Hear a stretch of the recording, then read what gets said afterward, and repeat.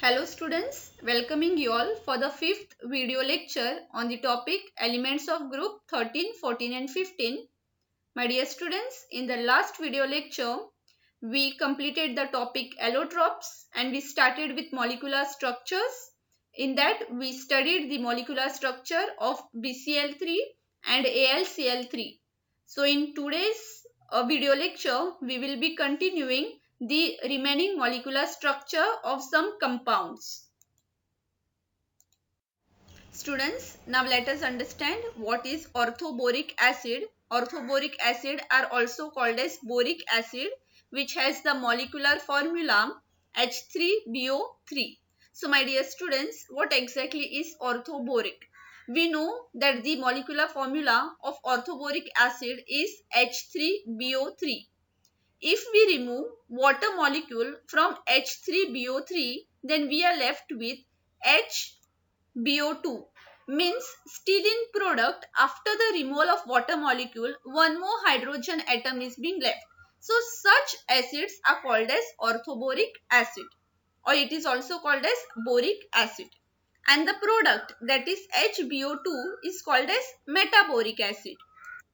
Now students, if we take the example of H2SO4, and if we remove water molecule from H2SO4, then we are left with SO3.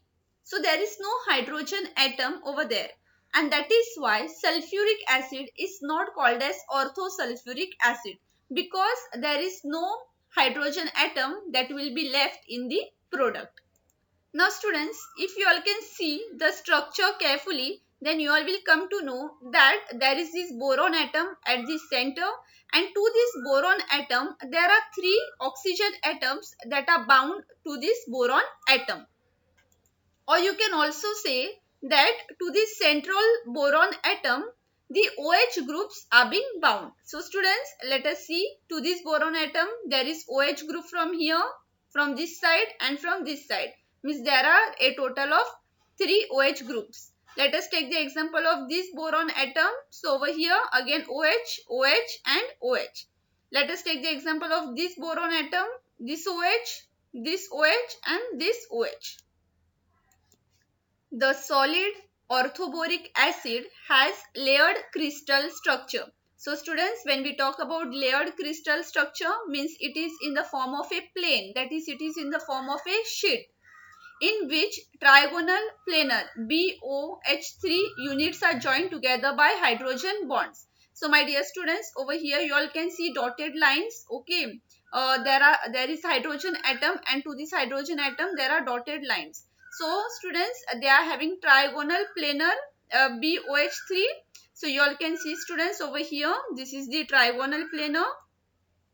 This forms, that is if we join this O and O, it will form a trigonal planar. Okay, and they are joined together by hydrogen bonds. So these BOH thrice units can be joined by these hydrogen bonds. So these dotted lines which are there, they represent these hydrogen bonds. Silicon dioxide, its molecular formula is SiO2.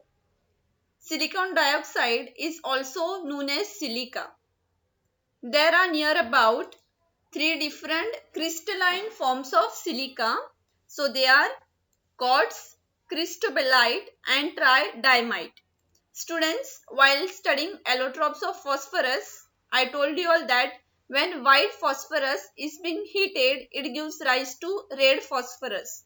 So similarly, my dear students, over here, these crystalline forms of silica, that is quartz, cristobalite and tridymite, they are interconvertible.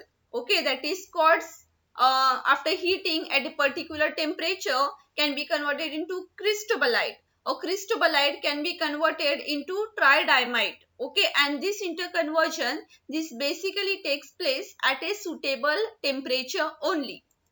Students, if you all see the structure of SiO2, you all can find that it is something like a network. So students, silicon dioxide is a covalent three-dimensional network. The silicon and the oxygen atom are being linked to one another by covalent bond. The linkage of silicon to 4 oxygen atoms takes place in a tetrahedral manner. So over here you all can see that one silicon atom is being attached to 4 oxygen atoms. Students, if you look carefully, then you all can see that it is a crystal structure that contains 8-membered ring. So over here you all can see silicon attached to oxygen, silicon, oxygen, silicon, oxygen, silicon, oxygen. So students, there are alternate silicon and oxygen atoms over here. And you all can see that this 8-membered ring structure is being repeated. It's being repeated every time. So this is the molecular structure of silicon dioxide, where there is silicon oxygen alternate bonding which has taken place, and it is a 8-membered ring which is being repeated again and again. The next molecular structure which we are going to study is diborane, which has the molecular formula B2H6. It indicates that there are 2 boron atoms in this compound. We know that the atomic number of boron is 5, so its electronic configuration will be 1s2, 2s2, 2p1. Means it has 3 valence electrons in its outermost shell.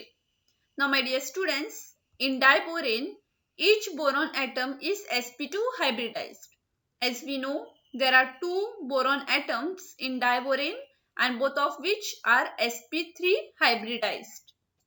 Now students, sp3 hybridization means boron atom will be having 2 electrons in its s orbital, and there will be 1 electron in its p orbital. Now students, as I told you all previously, that the energy of 2s and the energy of 2p orbital will be not equal. So now what the boron atom will do? It will equalize the energy of the s orbital and the p orbital.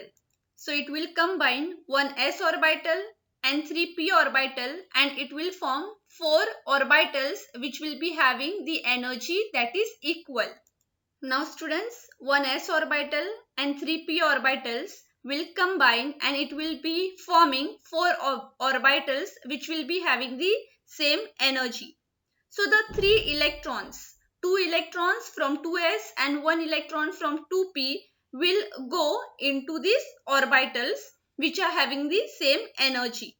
But my dear students, now what will happen is the 3 orbitals, the first 3 orbitals will be half filled, whereas the fourth orbital will remain vacant, as there are only 3 electrons in the outermost shell. So in this way, this boron atom of diborane is sp3 hybridized. I repeat once again. So over here, one s orbital and 3 p orbitals, they will combine and they will form 4 orbitals of equal energy. And as there are 3 electrons in the valence shell, so these 3 electrons will be filled in the orbitals. So they will be half filled, that is, there will be only 1 electron in each orbital, and the fourth orbital will remain vacant. So now my dear students, it is clear that in a borane there are total 4 orbitals, out of which in 3 orbitals there are half filled electrons, and there is the last orbital which is vacant. Now students, the most important part, and that is the structure of the borane. So you all can see the structure of the borane. You all can see one boron atom over here, and you all can see one boron atom over here. Now students, towards this boron atom is surrounded by sp3 hybridized orbitals. So you all can see these are the sp3 hybridized orbitals surrounded by the boron. Now students, out of these 4 orbitals, we will be considering these 3 orbitals as fully filled, whereas this orbital we will be considering as vacant, because my dear students, we know that in a boron atom the hybridization is sp3, out of which 3 orbitals are half filled and 1 orbital is vacant. So we will be considering this orbital as vacant.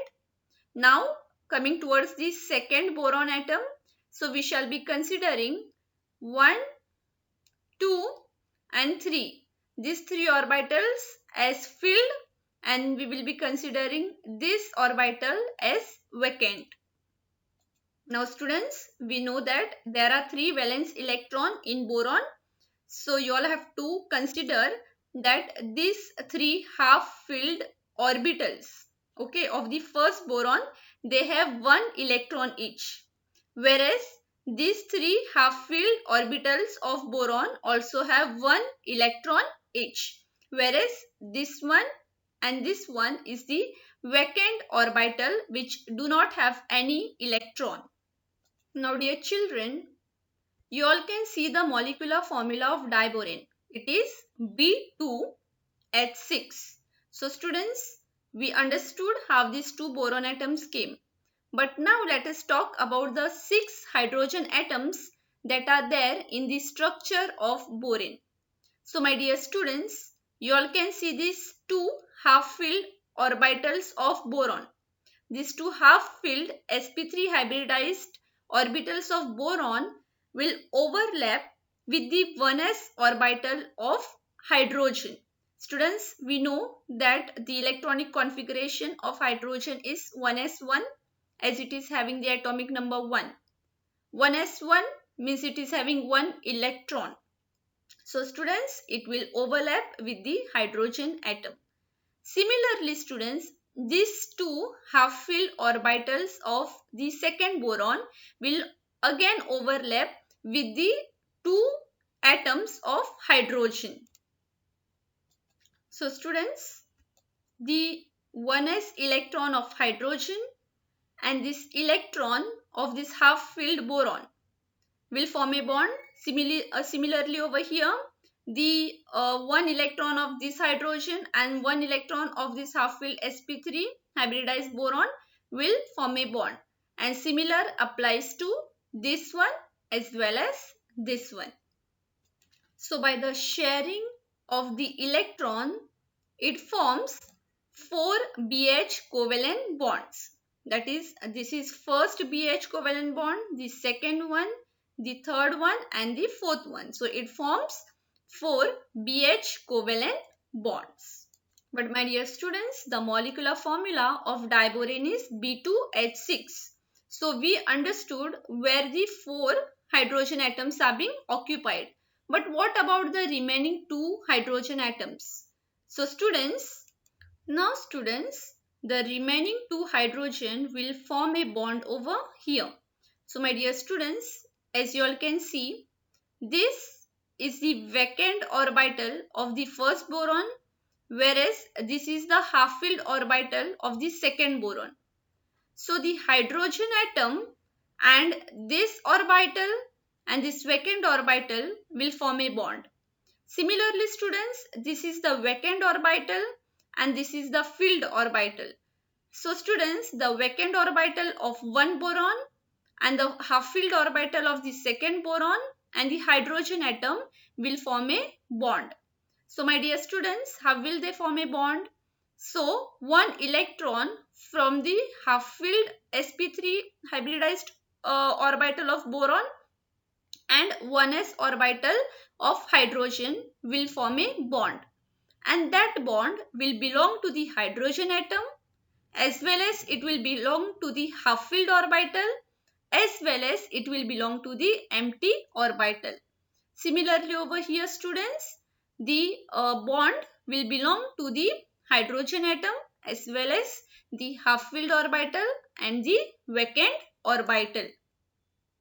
Now here students, all the 3 orbitals will overlap one upon the other and the sharing of 2 electrons will take place and a bond will be formed.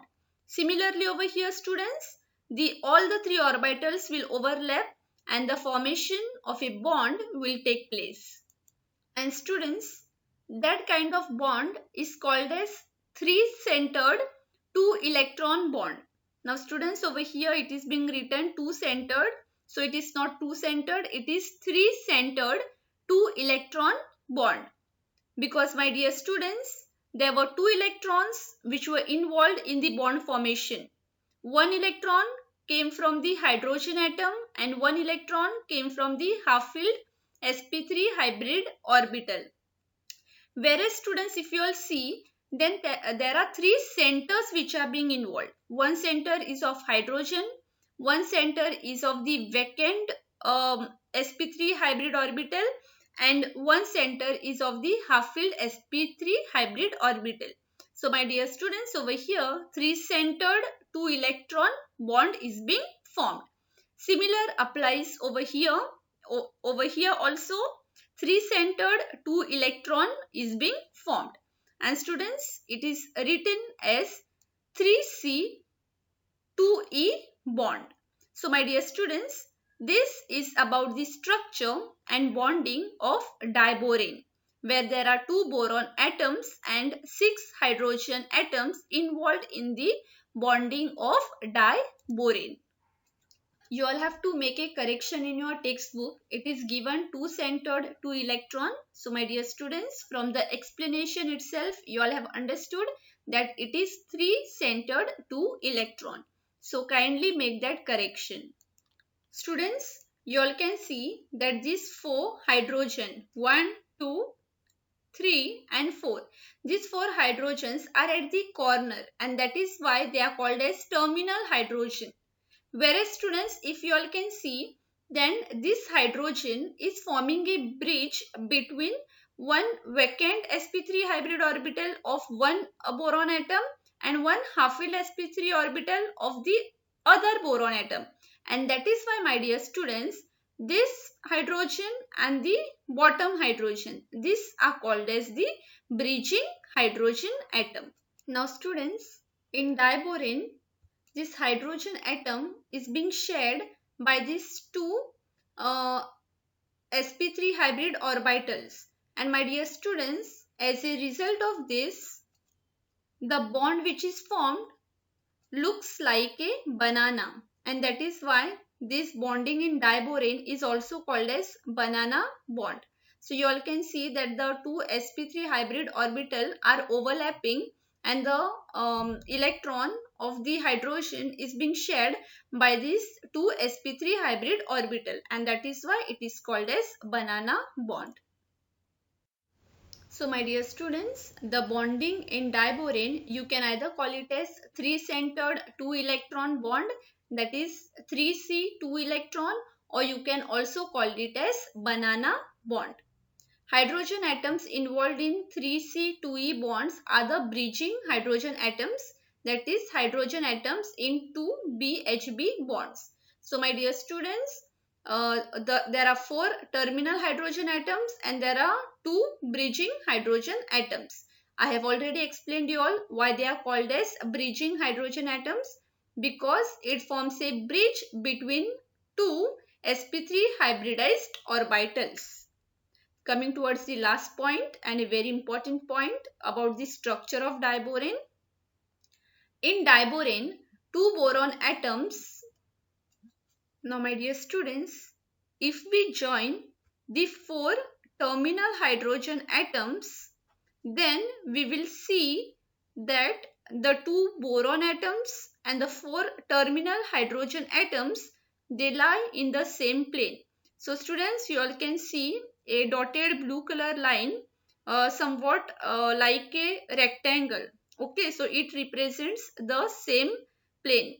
Whereas you all can see that the two bridging hydrogen which are there, they are out of the plane, or you can say that they lie symmetrically above and below the plane.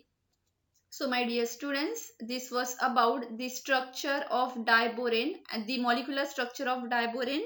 So, my dear students, in this you need to remember some important points. That is, each boron atom in the diborane is sp3 hybridized. Then the bond that is formed is called as three-centered two-electron bond. And, my dear students, over here the four terminal atoms and two boron atoms, they lie in one plane, whereas the two bridging hydrogen atoms, they are above and below the plane. Let us now study the molecular structure of nitric acid. The molecular formula of nitric acid is HNO3. Now, my dear students, why is this HNO3 called as nitric acid? That is because nitrogen in the nitric acid is in its highest oxidation state. That is, in HNO3, oxidation state of nitrogen is found to be +5. Nitric acid is a strong oxidizing mineral acid. My dear students, nitric acid is a oxidizing agent. Itself, it is reduced and it oxidizes the other substances. The central nitrogen atom is sp2 hybridized. My dear students, the atomic number of nitrogen is 7. Means its electronic configuration is 1s2, 2s2, 2p3. So the 2s will be having 2 electrons in it and the 2p will be having 3 electrons in it. Now students, 1 electron of s and 2p orbitals, 2 electrons of 2p orbitals will combine and it will form 3 orbitals having equal energy. So when one s orbital and two p orbitals combine, it forms sp2 hybridization. Now students, over here, this central nitrogen, it forms bond with the oxygen. But my dear students, the oxygen atom do not have a complete octet, and that is why to form a complete octet, this oxygen forms a double bond with the nitrogen. And in this way, my dear students, the octet of this oxygen is being complete. Now students, if you will see this oxygen, then even this oxygen has to complete a octet. Okay, but now this oxygen and this nitrogen cannot form a bond. That is, it cannot form a double bond. So now what happens is, this oxygen will pull one electron of this nitrogen towards itself. So now when this oxygen takes one electron of this nitrogen, the octet of this oxygen will be complete. That is 1, 2, 3, 4, 5, 6, 7 and 8. So total 8 electrons are completed. So my dear students, as this oxygen is taking one electron from this nitrogen, that is why this oxygen will acquire a negative charge. And as this nitrogen is giving its electron towards to this oxygen, that is why this nitrogen will acquire a positive charge. So students, this is the typical structure of a nitric acid, where nitrogen forms one bond with OH, it forms a double bond with one oxygen and it forms again a single bond with one more oxygen. Now my dear students, over here we can see that this oxygen has formed double bond with nitrogen, whereas this oxygen has acquired a negative charge. But my dear students, please remember that due to the continuous movement of electrons, the position of bonds also changes. So now it happens that if the double bond is on this oxygen, so within a fraction of seconds, this double bond can move towards this oxygen and this negative charge will be acquired by this oxygen. So my dear students, over here you all can see that over here this first oxygen had a double bond, but now over here it is having a negative charge. Whereas over here it was initially having a negative charge, now it has formed a double bond. So my dear students, this is nothing but the resonating structure. That is, due to continuous movement of electrons, the position of bonds are also changing. And nitrogen forms 3 sigma bonds with the oxygen. On the double bond, there is one sigma bond and there is one pi bond. So my dear students, this was about the molecular structure of nitric acid, where the nitric acid shows resonance as well as it is sp2 hybridized. Now let us study the last molecular structure, and that is of orthophosphoric acid, which is also called as phosphoric acid, and it has the molecular formula H3PO4. So students, as I have already told you all about ortho, ortho means any acid from which after removal of a water molecule and hydrogen atom is being left. So if from a phosphoric acid, that is H3PO4, if a water molecule is being removed, then it is left with HPO3. So it is the orthophosphoric acid.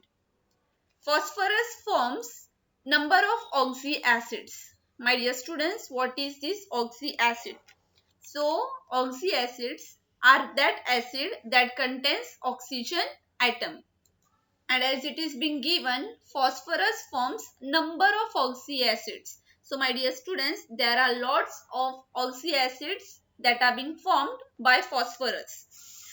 Examples such as orthophosphoric acid, diphosphoric acid, metaphosphoric acid, peroxophosphoric acid, and so on. Orthophosphoric acid is a strong non-toxic mineral acid. My dear students, orthophosphoric acid is a non-toxic. It is not at all harmful or poisonous acid, and that is why it is also found in the genes of living organisms. Orthophosphoric acid or phosphoric acid contains 3 ionizable acidic hydrogen. So students, over here you all can see the hydrogen atoms, and these 3 hydrogen atoms are ionizable acidic hydrogen. Now what do we mean by ionizable? So ionizable means they are highly polar, because my dear students, this all the 3 hydrogen atoms are being attached to the oxygen atoms, and my dear students, as we know, oxygen atoms are highly electronegative, and that is why my dear students, they are ionizable.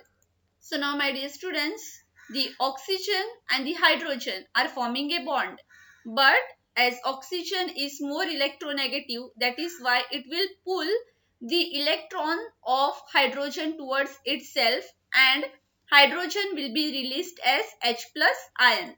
And as it will be released as H plus ions in the aqueous medium, that is why it is called as ionizable acidic hydrogens. Now students, you all can see that the central phosphorus atom which is there. Okay, so it is attached by a solid wedge. Solid wedge means it is facing towards earth. Then it is represented by a dashed wedge. So dashed wedge means it is at the backward. Whereas you all can see that this is the plane. So it is in the plane of the paper. Okay, and this is facing towards the observer. That is, it is facing towards us, whereas this dashed represent that it is backward. So my dear students, the central phosphorus atom is tetrahedral.